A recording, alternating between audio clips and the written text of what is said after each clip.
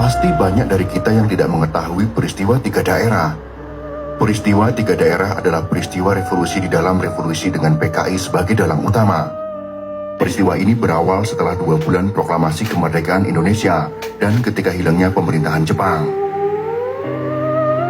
Peristiwa ini terjadi di Kabupaten Brebes, Tegal, Pemalang, Karasidenan Pekalongan, Jawa Tengah. Menurut salah satu literasi, pemberontakan ini dipelopori oleh Parto Suktino yang menghasut Sakyani. Sakyani alias Kutil dijuluki Robespierre tiga daerah. Ia adalah orang yang memimpin peristiwa revolusi di tiga daerah tersebut. Saat Kutil berkuasa, semua elit birokrat, pangreh praja, yaitu residen, bupati, wedana dan camat, dan sebagian besar kepala desa diganti dengan orang-orang pilihannya. Para elit sebelumnya diculik dan dibunuh dengan cara disembelih. Lokasi yang digunakan untuk melakukan penyembelihan, salah satunya adalah di jembatan Talang Tegal.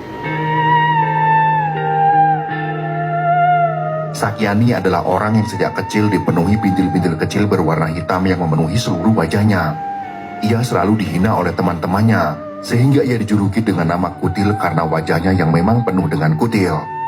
Walaupun setelah dewasa bintil-bintilnya menghilang, ia tetap dijuluki Kutil oleh orang-orang. Karena keadaannya itu, dia menjadi anak yang nakal dan tidak patuh terhadap orang tuanya. Didikan ayahnya yang keras membuat jiwanya terus memberontak. Didikan keras ini bagaikan mengasah kebencian dalam dirinya. Moral dan agama yang diajarkan padanya ditolak mentah-mentah olehnya, padahal ayahnya adalah seorang yang alim. Ia lebih memilih bergaul dengan orang-orang di pelabuhan yang memiliki tabiat buruk. Dia semakin tumbuh menjadi anak yang liar. Hal ini disebabkan pergaulannya di pelabuhan yang membuatnya belajar kemaksiatan dan kejahatan. Yang menjadi temannya ketika di pelabuhan adalah para perompak dan bandit. Karena pergaulannya yang buruk, ia sering berkelahi dengan temannya di sekolah yang menghinanya. Ia kemudian memilih untuk berhenti sekolah saat kelas 2. Ia kemudian menjadi kuat di pelabuhan. Ia diajari bertarung oleh para bandit agar bisa ditakuti dan dapat mempengaruhi orang lain dengan kekuatan. Karena sering berada di pelabuhan, dia banyak bertemu orang-orang yang datang dari penjuru negeri. Ia pun mulai mengenal ideologi komunisme, ideologi yang mengatakan sama rasa dan sama rata. Ideologi ini membuatnya merasa bahwa komunisme adalah ideologi yang menjawab keresahannya atas ketidakadilan dunia terhadapnya yang selalu dihina karena wajahnya.